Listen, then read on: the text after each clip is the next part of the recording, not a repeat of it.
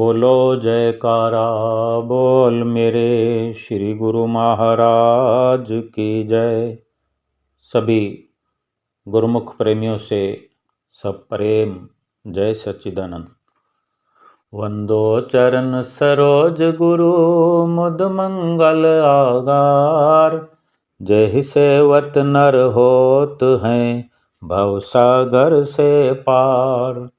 गुरु जी के सुमिरन मात्र से नाशत विघ्न अनंत। तासे सर्वारंभ में ध्यावत हैं सब संत। खेत में जो बीज बोया जाता है, जिस प्रकार का भी अन्न दाना बोया जाता है, वो जैसे कि उसको बीजने से पहले, धरती में दबाने से पहले अन्न का दाना कहलाता है। बीज कहें, अन्न कहें, कुछ ना कुछ। बीज तो एक नाम है, लेकिन उसमें कई प्रकार के दाने जैसे गेहूँ, बाजरा, मोठ, चना, चावल वगैरह सब कुछ आ गया उसी में, बीज में। भाव कहने का कि जो भी अन्न का प्रकार है, जो भी अन्न बीज बोने से पहले वो जो कुछ भी है, और उपजने के बाद जब फसल तैयार हो जाती है तभी वही का वही दाना उगता है। यानी पहले भी वही था, बाद में भी वही था। लेकिन ये जो बीच में घास फूस, झाड़ झखाड़, इन्हीं के साथ में वो रहता है, और बाद में इसको फसल उगने के बाद इसको निकाल करके, अन्न को, इस दाने को निकाल करके अलग कर लिया जाता है। यानी वो पहले भी था, बाद में भी वही था। लेकिन ये घास फूस, ये सब तो उसे बीच में मिले हैं। घास को बोया तो नहीं गया था, घास तो उसके साथ लग गए। बीच में उस फसल तैयार होने के सफ़र में उसको मिलते गए। और फसल बोने वाले ने, बीज बोने वाले ने, फसल काटने वाले ने अपने पुरुषार्थ से उस दाने को महफूज निकाल कर अलग कर लिया। यानी वो घास फूस उसे मिल भी गए, फिर उसे अलग भी कर दिए। इसी प्रकार महापुरुष फरमाते हैं कि ये जो जीव है अविनाशी है, और अविनाशी में ही शामिल हो जाओगे। ये जीवात्मा शरीर मिलने से पहले जैसा प्योर है, खालिश है, सत्य स्वरूप है, ये शरीर तो मिला है। ये कुटुंब, ये परिवार, ये संबंधी, ये सब इसको बीच में मिले हैं। पहले ये जीव ही है, ये आत्मा ही है जो परमात्मा से बिछड़ कर आ गया है, और जन्म लेकर के अलग अलग नामों से पुकारा गया है।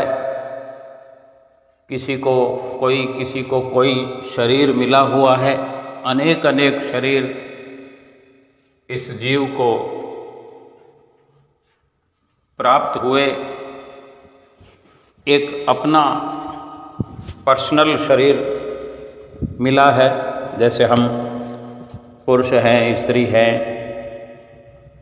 गोरे हैं, काले हैं। अब इस शरीर के जो जितने संबंध हैं, सब इस शरीर की जितनी मिल्कियत है, जो हम इसी शरीर की साबित करते हैं ना, दावा करते हैं कि ये मेरा है, ये मेरी है। जीवात्मा का कोई नहीं कहता। कभी हमने नहीं कहा कि ये मेरा, ये जो घर है ये जीवात्मा का है। अपने शरीर को ही संबोधित करते हुए, एक अपने शरीर की पहचान बताते हुए ही ये जिक्र करते हैं कि ये मेरा है। यानी शरीर समझकर ही हम हर चीज़ का बखान करते हैं, बयान करते हैं। ये सब कुछ बीच में मिला। जब हमारा जन्म हुआ तो पहले तो हम अपने शरीर के साथ हो गए, शरीर रूप में जन्म हुआ।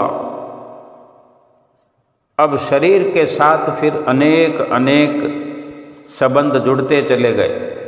जड़ चेतन जो हमारे हम जिन्स शरीर हमारे साथ रिश्तों में बंध गए, जैसे माता पिता, भाई बहन, चाचा चाची, ताऊ बुआ फूफा, अनेक अनेक प्रकार के ये नाम दिए गए हैं। फिर इसके आगे ये काफिला बढ़ता गया और फिर जो जड़ वस्तुएं हैं हमारे नाम होती चली गई। कोई मकान हमारे नाम हो गया, कोई दुकान हमारे नाम हो गई, कोई गाड़ी हमारे नाम हुई, कोई धन खजाना हमारे नाम हो गया। बचपन से ही ये सिलसिला कम या ज़्यादा चलता रहता है। यथा योगे, किस्मत के अनुसार, तकदीर के अनुसार, या हमारे माता पिता की हैसियत के अनुसार। जैसे बच्चों को साथ में ले जाते हैं, कोई खिलौना दिला दिया जाता है, कोई महंगे खिलौने भी होते हैं, कोई सोने चांदी का भी कुछ ऐसा नजराना मिल जाता है। छोटे छोटे बच्चों के नाम प्लॉट खरीद लिए जाते हैं, FDR बना दी जाती है कि आज जन्मदिन है बच्चे का, इसके नाम से ये खरीद लो, वो खरीद लो। हमारे नाम से बहुत कुछ हमारे नाम का हो जाता है।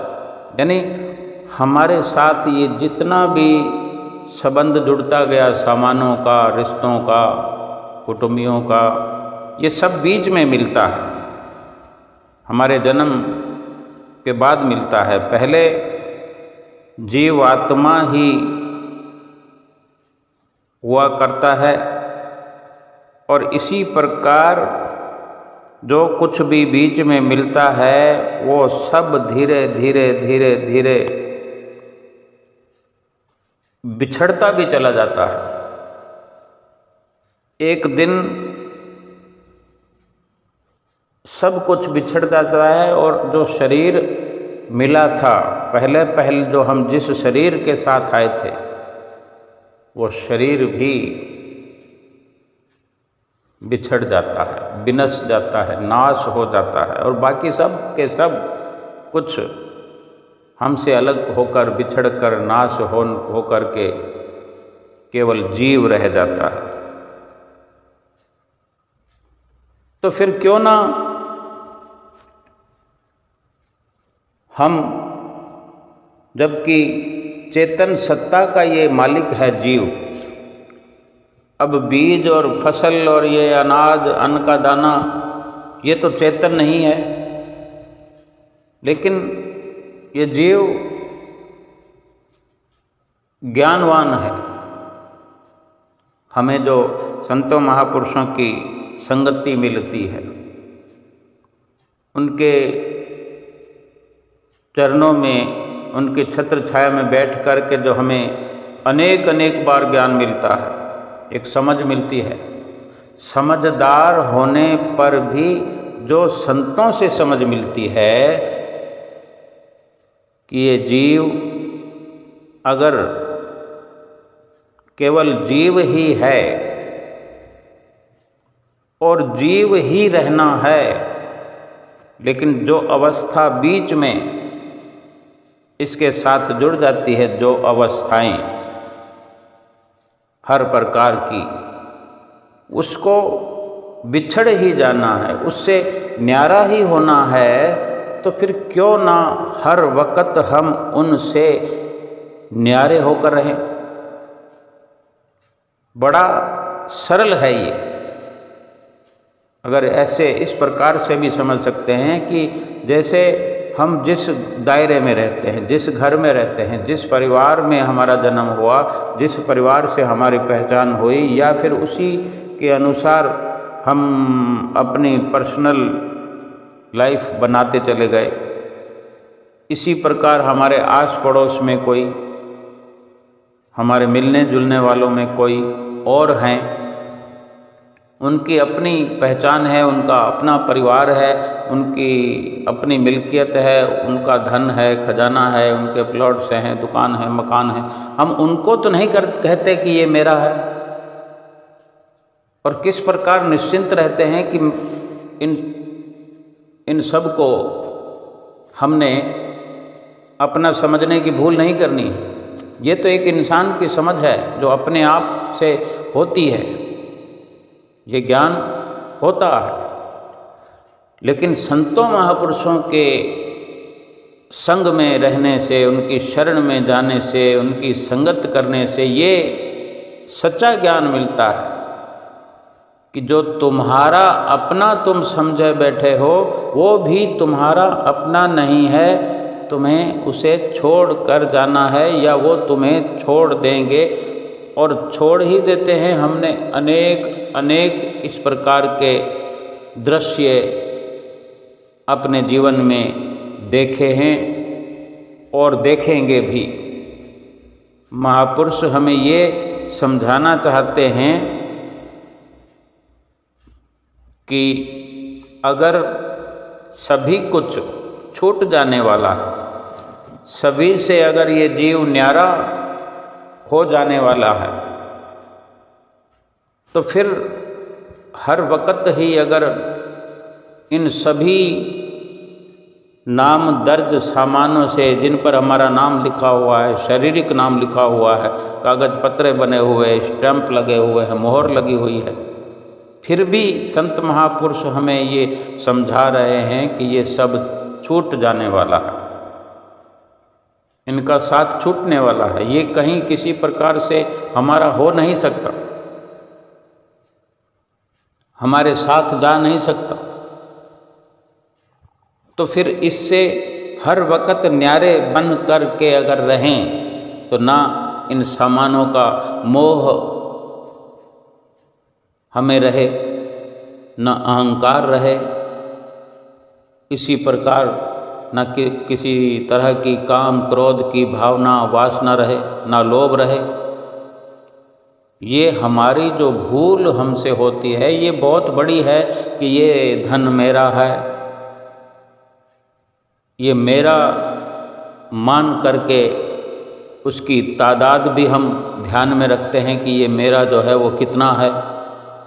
अब इस प्रकार के गणित से फिर ये एक से बढ़कर एक विचार उठते चले जाते हैं, विचार पनपते रहते हैं कि अगर मेरा है तो कहीं और नज़र दौड़ाते हैं, दृष्टि डालते हैं तो कहीं अधिक नज़र आता है, तो हमें भी ये लोभ पैदा हो जाता है कि मेरा भी उतना होना चाहिए, उससे अधिक होना चाहिए।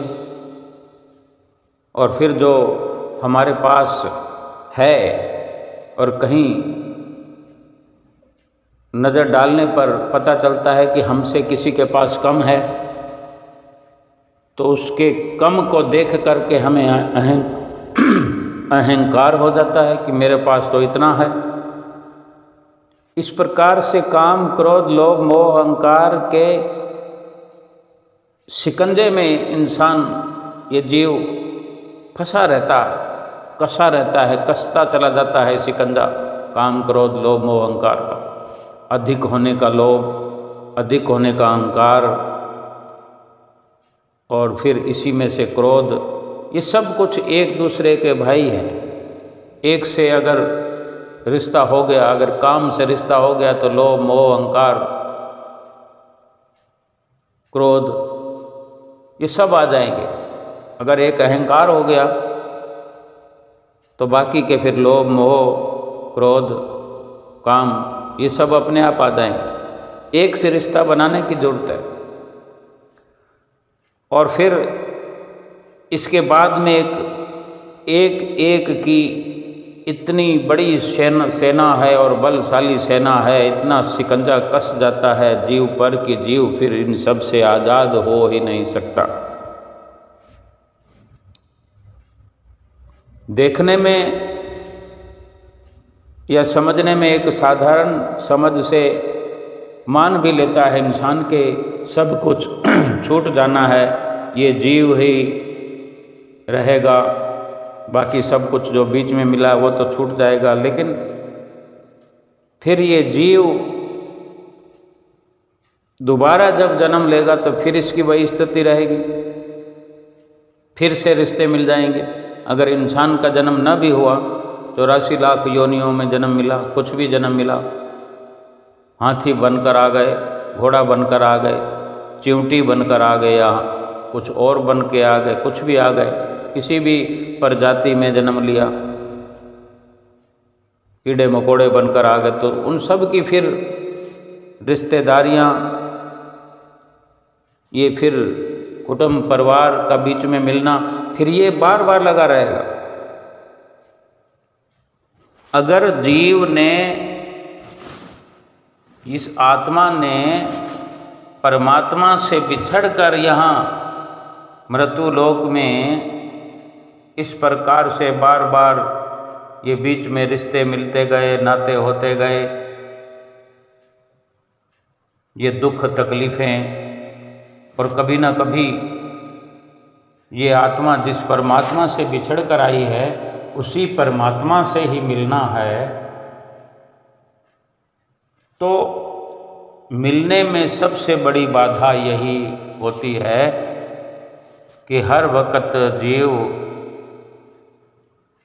इस मैं मेरी में लग करके, काम क्रोध लोभ मोह अहंकार में फंस करके ना तो इस जन्म मरण से छूट सकता है और ना ही फिर परमात्मा तक पहुंच सकता है।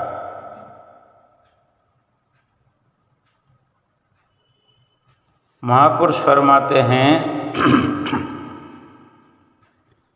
कि तुम जो बार बार ये समझते हो, दूसरों को समझाते हो कि मैं ये हूँ, मैं वो हूँ, अपनी जो पहचान बताते हो, वास्तव में तुम अपने भीतर प्रवेश करके खुद जान तो लो एक बार कि तुम हो कौन। एक बार अपने आप से पूछो तो सही कि तुम कौन हो। मैं अपने आप से एक बार पूछूं कि मैं कौन हूँ। मैं एक बार जानने का प्रयास करूं कि मैं अगर किसी नाम से स्वयं भी परिचित हूँ और दूसरों को भी परिचित कराना चाहता हूँ कि मैं रामलाल हूँ, तो एक बार मैं अपने आप से पूछूं कि रामलाल माने कौन। अगर जन्म हुआ तो रामलाल का हुआ और मृत्यु होगी तो रामलाल की होगी। आज भी हम रामलाल हैं और मृत्यु होने पर भी ये पहचान इतनी तो उजागर की जाएगी कि रामलाल मर गया, लेकिन रामलाल की तो लाश पड़ी हुई है, रामलाल का पार्थिव शरीर पड़ा हुआ है। लेकिन अब रामलाल बोलता क्यों नहीं है? अपनी पहचान वो स्वयं बताता क्यों नहीं है? अब वही रामलाल चलता फिरता क्यों नहीं है? बीमार है तो दवाई खाता क्यों नहीं है? केवल उसको शमशान ले जाने का ही एक कार्य बाकी रह जाता है। तो वो कौन था जो इस रामलाल को चलाता था, जिसके कारण ये रामलाल की पहचान खुद भी अपनी समझता था और दूसरों को भी परिचय देता था कि मैं रामलाल हूँ, वो कहाँ है या वो कौन था?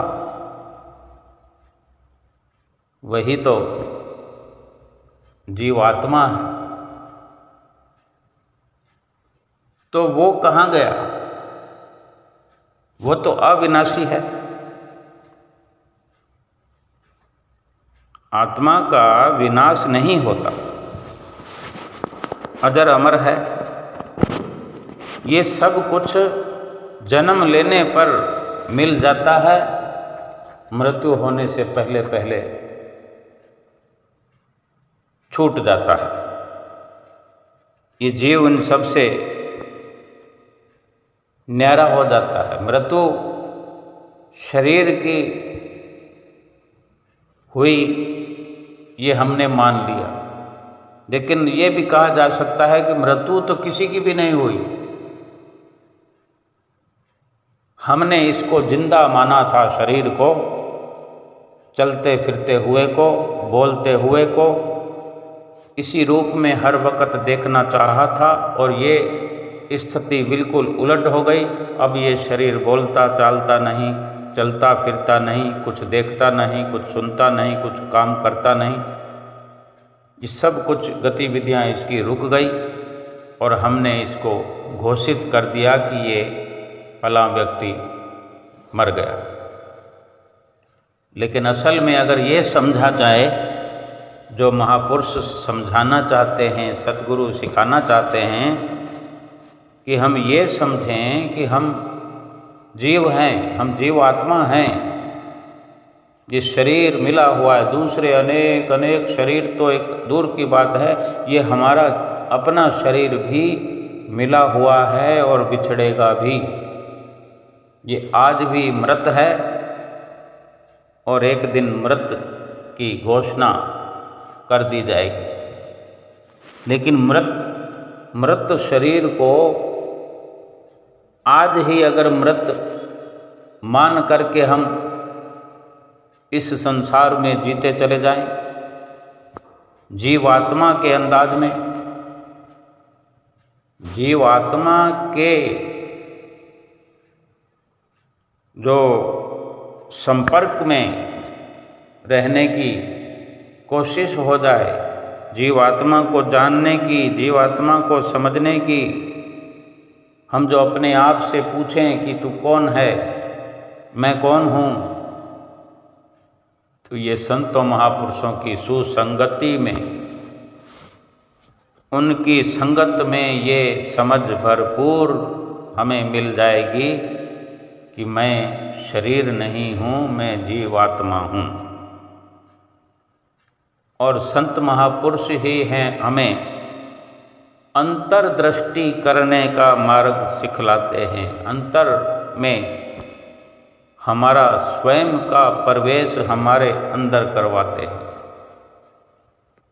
जैसे एक मकान बनाते हैं, मकान का मालिक ही मकान में रहता है, उस मालिक का वो मकान कहलाता है। मकान जड़ वस्तु है, शरीर चेतन है। ये संसारिक बात है, मायावी बात है। लेकिन ये शरीर और जीवात्मा की बात करें तो ये शरीर भी मकान है जीवात्मा का।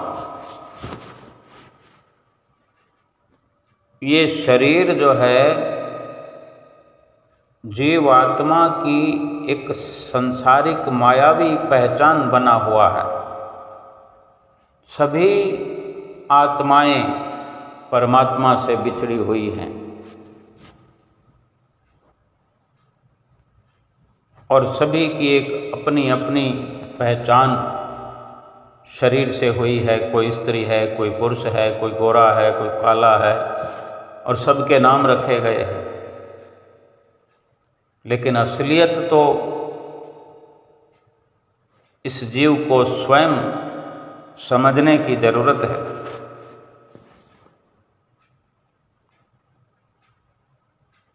और ये रात और दिन दुखों में गलतान है, मुसीबतों से घिरा हुआ है। ये शरीर से अपनी पहचान समझने के कारण है, क्योंकि शरीर ये दुख रूप है और जीवात्मा सुख स्वरूप है। जब तक जीवात्मा का बोध नहीं होगा, जीवात्मा का साक्षात करने का कदम नहीं उठाया जाएगा, साक्षात्कार की ओर नहीं कदम बढ़ाएंगे, तब तक शरीर रूप मान करके, अपने आप को शरीर समझ करके इस शरीर पर अनेकों अनेकों कष्ट भोगते चले जाएंगे। सुख शांति अगर पानी हो तो कहीं इंसान जो भटक रहा है, भटकने की जरूरत नहीं, अपने आप को समझने की जरूरत है, अपने आप को जानने की जरूरत है। अपने आप को ना जानने के कारण, ना समझ पाने के कारण ये दुखी बना हुआ है।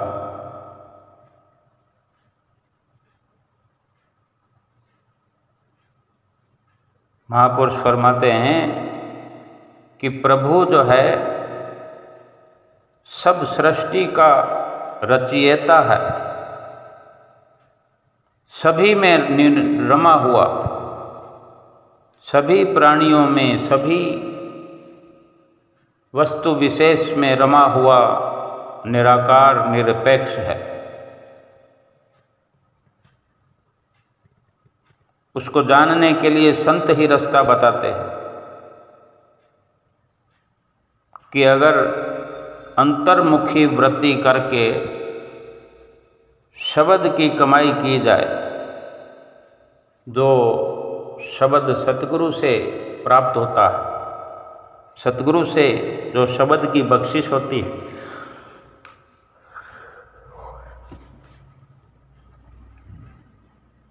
उस शब्द की कमाई भीतर अपनी सुरति को अंतर्मुखी करके शब्द की कमाई की जाए तो अपार आनंद व शांति का भंडार मिल जाएगा। ये जो शब्द की कमाई करने का महापुरुष बार बार समझाते हैं, जतलाते हैं कि सतगुरु का ऐसा ध्यान करो कि केवल केवल सतगुरु ही रह जाए। जैसे तू और मैं का, दोनों का मिश्रण है, तू का ऐसा ध्यान करें, ऐसा ध्यान करें, खो जाएं उस तू में कि फिर मैं बाकी रहे ही ना, तू ही तू हो जाए।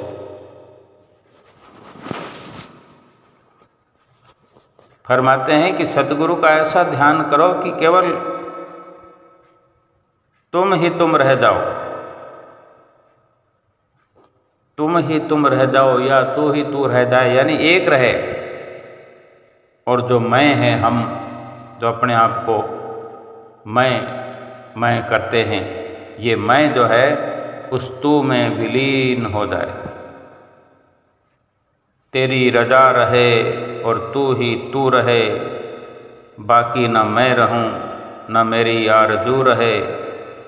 जब तक कि तन में जान रगों में लहू रहे, बस तेरा हो जिक्र या तेरी जुस्तजू रहे। सारे तीर्थ धाम आपके चरणों में, हे गुरुदेव प्रणाम आपके चरणों में। जब सतगुरु से ऐसा गहरा संबंध हो जाए, जब ऐसी गहरी सतगुरु से मुलाकात हो जाए, सतगुरु से ऐसी नज़र जुड़ जाए कि फिर अपना होश ही न रहे। तेरी नज़रें पड़ी तो कमल हो गए, तेरी बातें करी तो गज़ल हो गए। मेरी हस्ती तो थी एक टूटा मकान, तेरी रहमत हुई तो महल हो गए। हे सतगुरु मैं तेरे संग रहूं, ये ज़रूरी नहीं, बस मैं जहाँ भी रहूं तेरी शरण रहूं। यानी मैं समाप्त हो जाए मेरी, तू जहाँ भी रहे, तेरे साथ विलीन हुआ, गुमशुदा हुआ, तेरे ही साथ मिला रहूं, बस तू ही तू हो जाए।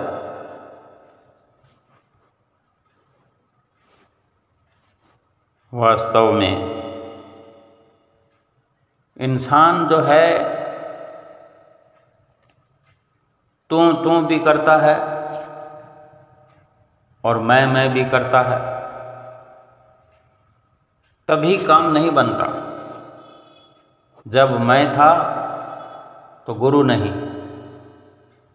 अब गुरु हैं मैं नहीं। प्रेम गली अति सांकरी, जा में दो न समाही। ये प्रेम का मार्ग है भक्ति। संत महापुरुष जो ये प्रेम का रास्ता, भक्ति का मार्ग बताते हैं, इस पर चलाते हैं, ये त्याग का मार्ग है। ये तभी इसमें सफलता होगी जब मैं और मेरी पूरी तरह से हम छोड़ पाएंगे। और उसके लिए भी हमें रास्ता बताया है कि भजन सुमरन करो। एक भजन सुमरन ही ऐसा रास्ता है कि सुरती को अंतर्मुखी करना पड़ता है, बाहर से हटाना पड़ता है। और जब बाहर से सुरती हटती है तो बाहर से हर प्रकार से बोध समाप्त होने लगता है, बाहर की पहचान समाप्त होने लगती है। बाहर की पहचान समाप्त होती है तो भीतर की पहचान होने लगती है। फिर भीतर उस सत्य स्वरूप आत्मा का साक्षात होने पर ये मैं मेरी कहीं पीछे छूट जाती है,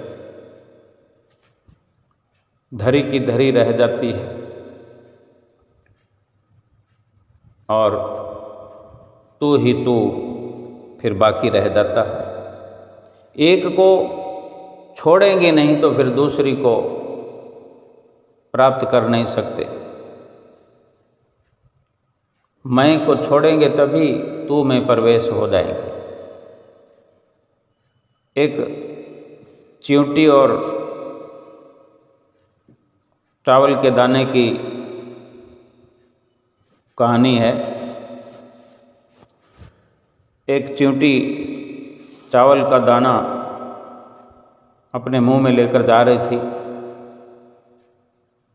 रास्ते में उसे दाल का दाना पड़ा दिखाई दिया। उसे देखा तो वो रुक गई और उसको मुंह मारने लगी कि दाल का दाना भी उठा लूं।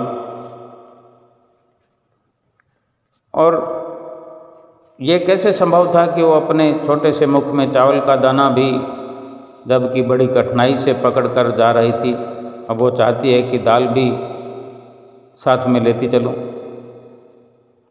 अब वो दाल पकड़ती है तो चावल का दाना छूट जाता है। और ये बार बार ये दृश्य दोहराया जा रहा है।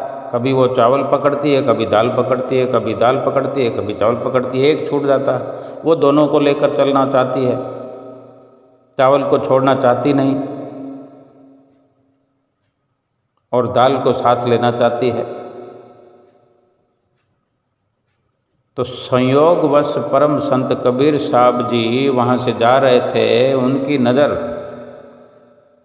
उस चींटी पर, उस चींटी की अवस्था पर पड़ी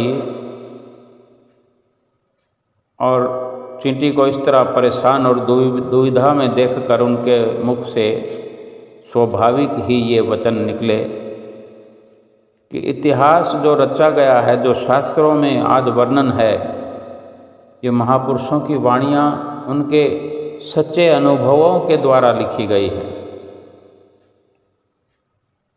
कितने ही ऐसे दोहे चौपाइयों का वर्णन हुआ है जीव मात्र को समझाने के लिए, किसी न किसी माध्यम से, किसी दृष्टांत से।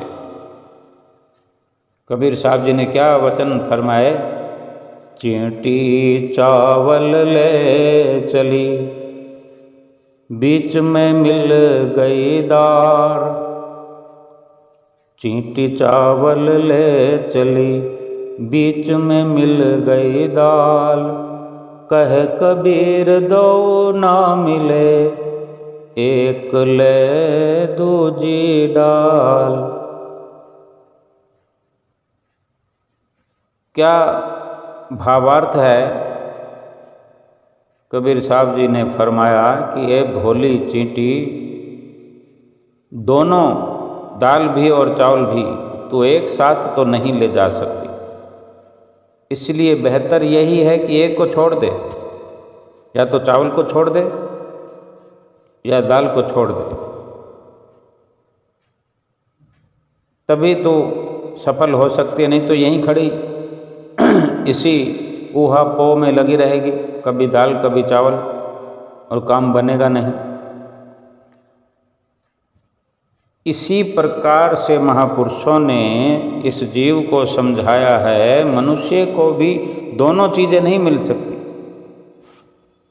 मनुष्य को अगर भक्ति करके सफलता प्राप्त करनी है, ये अपनी जीवात्मा को परमात्मा से मिलाना चाहता है, ये रोज रोज के दुख से, मुसीबत से छुटकारा पाना चाहता है, तो फिर माया का त्याग करना पड़ेगा। या तो भक्ति करे, माया का त्याग कर दे, या फिर माया को साथ लिए जाए, भक्ति का ख्याल फिर छोड़ दे, फिर जीव आत्मा को परमात्मा से मिलाने का विचार छोड़ दे, फिर ये दुखों से छुटकारा पाने का ख्याल भी छोड़ दे, क्योंकि दुखों से फिर कभी छुटकारा नहीं हो सकते। ना जन्म मरण छूटेगा और ना ही दुखों से छुटकारा होगा। जितना भी जन्म मरण होता रहेगा, जब तक भी संसार में आना जाना लगा रहेगा, दुख ही दुख मिलता रहेगा। और अगर ये ख्याल हटा दिया जाए, जिस संसार में हम आना ना चाहते हो, तो उस संसार का ख्याल अभी से हमें हटा देना पड़ेगा। लेकिन हम संसार से अपने ख्याल को कहाँ हटा पा रहे हैं? हम तो रात दिन, चींटी का तो एक उदाहरण था कि वो 2 दाने, हम तो 2 छोड़ अनेक मायावी प्रपंचों में फंसे हुए हैं, सामानों में फंसे हुए हैं।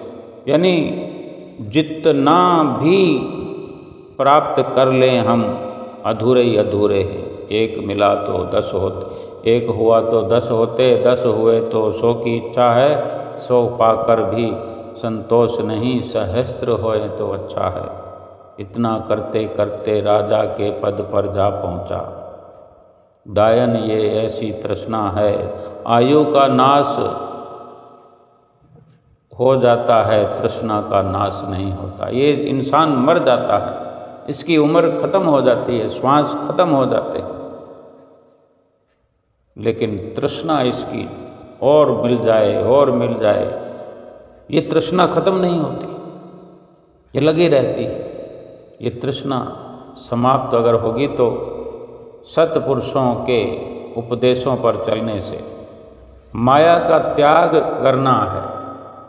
त्याग ऐसा कि माया में बरतते रहें, माया के व्यवहार में भी लगे रहें, लेकिन संबंध नहीं जोड़ना है। जिसको एक दिन छोड़ना है, इस संसार से जाते वक्त छोड़कर सब कुछ जाना है, तो इनसे क्यों ना जीवन भर निर्लेप बने रहें।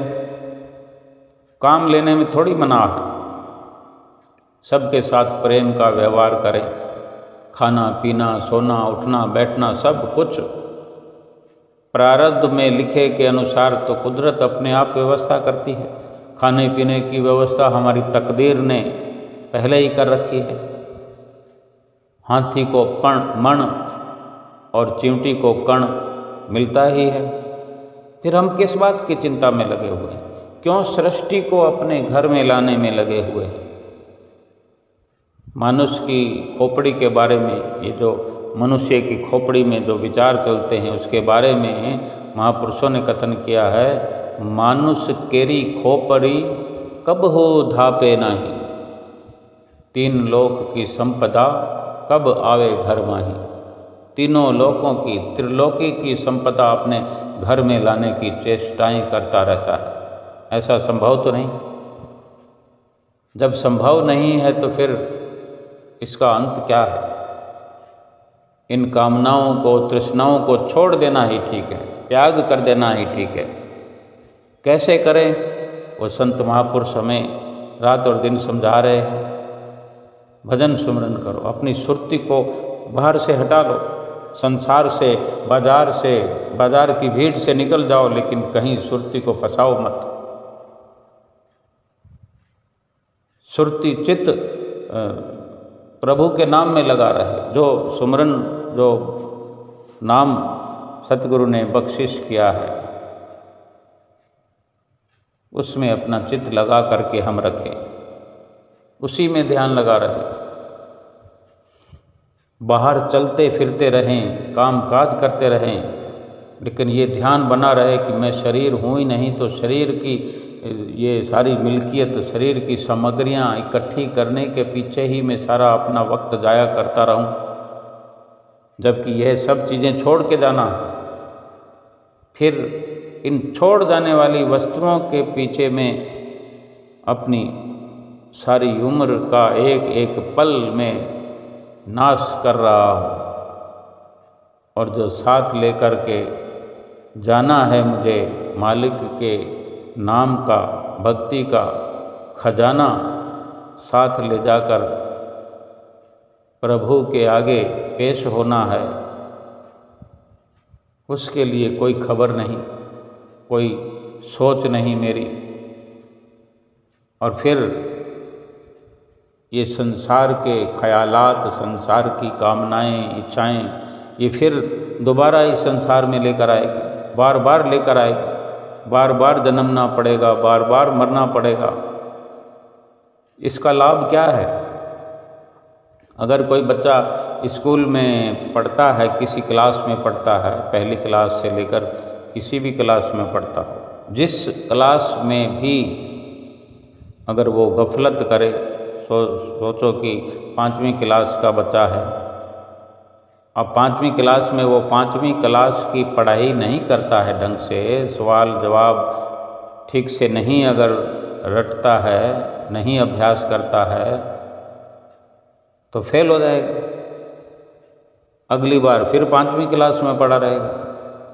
बार बार उसी कार्य को कोई करता रहे, कोई चाहता है आगे बढ़ना है, तो मनुष्य का जीवन ही जो मिला हुआ है आगे बढ़ने के लिए मिला है। आगे बढ़ने का मतलब यह है कि पीछे 84 लाख योनियों से तो हम बढ़ करके आगे आए हैं, उनको छोड़ करके इस मनुष्य की क्लास में आए हैं, मनुष्य की ये योनि मिली है।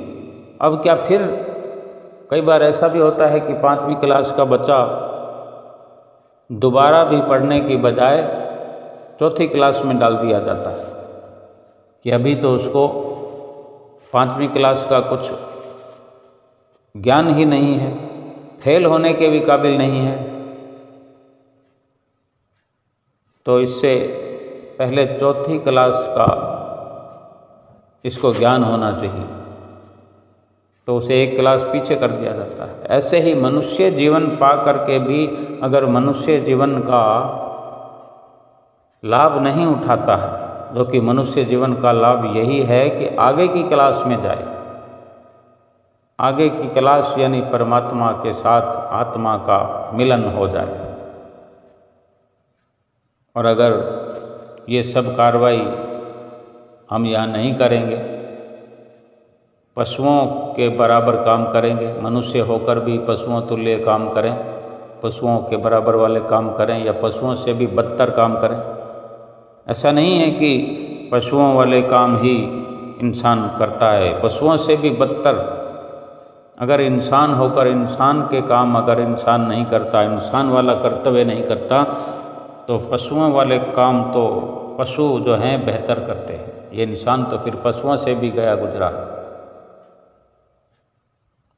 पशुओं वाले लाइन में गिनती में तो आ जाएगा, लेकिन पशुओं की जो सिफत है, पशुओं की जो तारीफ है बहुत सारी, वो भी फिर इंसान की नहीं रह जाती। लेकिन पशुओं वाले कार्य करके फिर आगे पशुओं वाले जीवन में ही जाएगा। ये तरक्की थोड़ी हुई, ये तो नुकसान हो गया, बड़ा भारी नुकसान हो गया। अगर फिर से ये 5वीं क्लास का बच्चा 4थी क्लास में चला जाए तो अगले साल फिर आ जाएगा 5वीं क्लास में, फिर पढ़ाई करके फिर 6ठी में पहुंच जाएगा, 7वीं में पहुंच जाएगा। साल 2 साल ऊपर नीचे हो गया तो इतनी बात है। लेकिन मनुष्य जीवन की क्लास से अगर जानवर की क्लास में पहुंच गया तो फिर वापस तो इस मनुष्य वाली क्लास में आना असंभव हो जाएगा। लेकिन अभी तो ये अवसर मिला हुआ है, अभी तो ये स्वर्णिम अवसर मिला हुआ है। और संत महापुरुष पुकार पुकार कर कह रहे हैं, क्योंकि हमें ये आला दर्जा मिला है, इतना बड़ा ओहदा मिला है कि मनुष्य जीवन के साथ साथ सतगुरु की शरण मिली है, सतगुरु की नज़दीकी मिली है, सतगुरु का अनुपम प्यार मिला हुआ है कि उनसे नाम की दीक्षा मिल गई है, नाम का सरमाया हासिल कर लिया है। अब हम सुमरन नहीं करते। जिसको नाम की बख्शिश हो जाए फिर वो सुमरन न करे, फिर नाम प्राप्त करने का फायदा क्या? क्या फायदा उठाया फिर नाम लेकर के? क्या लाभ उठाएंगे फिर? सतगुरु ने हम पर इतना भरोसा किया, सतगुरु से हमने वादा किया, सतगुरु ने हमसे वादा लिया। संसार में जितनी थोड़ी बहुत हम वफा करते हैं संसार से, किसी से वादा करते हैं तो निभाते हैं, जबकि ये झूठे मतलबी रिश्ते हैं, मतलब का संसार है, स्वार्थी संसार है, वहाँ भी थोड़ी बहुत हम वफा करते हैं। थोड़ी वफा सतगुरु से भी हम कर लें। महापुरुष फरमाते हैं, कदरदान फरमाते हैं, सतगुरु से थोड़ी वफा कीजिए। नाम जो मिला है रोज सुमरन कीजिए। जो अगर नाम मिला है सुमरन करने के लिए मिला है, बंदगी करने के लिए मिला है। सतगुरु का दर भी मिल जाना कितने भागों की निशानी है। और हम ऐसी बख्शिश को पा करके पशुओं जैसे अगर कार्य करते रहेंगे तो फिर वो दिन दूर नहीं कि मनुष्य जीवन तो छिन जाएगा। आज नहीं तो कल ये नाश भी हो जाएगा। वो दिन दूर नहीं है, वो घड़ी दूर नहीं है, वो लम्हा, वो श्वास कब आखिरी हो जाए। ये मैं मेरी तो फिर इस जीवन में तो छोड़नी ही पड़ जाएगी। ये मेरा मकान है, ये मेरा बंगला है, ये मेरी गाड़ी है, ये मेरा धन है, पदार्थ है, ये मेरा सोना है, चांदी है, ये मेरी सोने की अंगूठी है, हीरे की अंगूठी है, ये तो सब छूट जाएगा ना। मरण शैया पर लेटे हुए हैं तो कोई अंगूठी पहनकर भी नहीं जाने देगा, घर वाले उतार लेंगे। हमारी तो ना हुई ना, हमारे साथ तो ना गई, तो क्यों फिर इन सब चीज़ों का बोझ अपने हृदय पर ले करके मेरा मेरा मेरा मेरा करते रहे। इनसे सूरत हटा के, इनसे ख्याल हटा के सतगुरु के मिले हुए नाम में, सतगुरु के बख्शे हुए नाम में, जो कि हम बड़े आत्मविश्वास से कह सकते हैं कि ये नाम मेरा है। असल नाम तो वो है कि हम इस नाम का सुमरण करते रहें, इसी नाम का सुमरण करते करते करते ये नाम उस नामी से मिला देगा, उस परमात्मा से मिला देगा। राम राम राम राम सब कोई कहते हैं, लेकिन राम से मिलने का रास्ता तो सतगुरु ही बताते हैं। सतगुरु ही ऐसा अवसर हमारे लिए खोलते हैं, खोलकर बैठे हुए हैं। नाम को हमें हमारी झोली में डालते हैं, नाम हमारे हृदय में प्रवेश कराते हैं। उसी नाम को जप करके हम उस राम से मिल सकते हैं, परमात्मा से मिल सकते हैं। आत्मा और परमात्मा का मिलन होगा और इस जन्म मरण के चक्कर से छुट्टी हो जाएगी। ये लोक सुखी होगा पर लोक सुहेला हो जाएगा। बोलो जयकारा बोल मेरे श्री गुरु महाराज की जय।